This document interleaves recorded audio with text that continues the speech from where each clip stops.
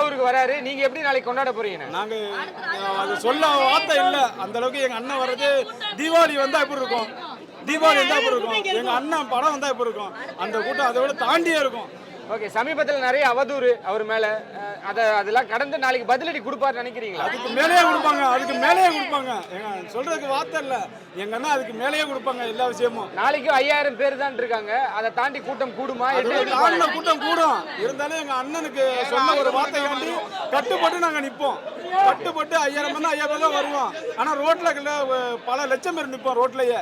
ஆனா உள்ள கிரவுண்ட்ல எங்க அண்ணன் சொன்ன மாதிரி எத்தனை பேர் சொல்லிருக்காங்களோ 5000 பேர்னா அது கம்மியாவோட வருவோம், கூட வர மாட்டோம். எங்க அண்ணன் சொன்ன வாக்குல கட்ட நிப்போம். அவரு நிறைய இடங்களை இப்ப எமோஷன் ஆகி அழுதாரு, வேலூர்ல கூட அழுதாரு.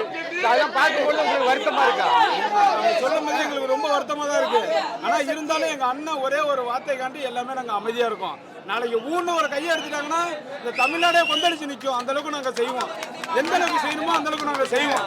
எங்க அண்ணன் ஒரே வார்த்தைக்காண்டி வீட்டுக்கு ஒரு ஓட்டு தலைவா தீய சக்தி வைக்க போற வேட்டு ஆனா எங்க அண்ணன் சொன்ன ஒரே ஒரு வார்த்தைக்காண்டி தான் இன்னை வரை நாங்க அமைதியா இருக்கிறோம். எந்த ஒரு ஆர்ப்பாட்டமும் கிடையாம, எந்த ஒரு பிரச்சனை இல்லாம அண்ணன் சொன்ன ஒரு வார்த்தைக்காண்டி, அந்த ஒரு வார்த்தைக்காண்டி தான் நாங்க இன்னும் அமைதியா இருக்கோம்.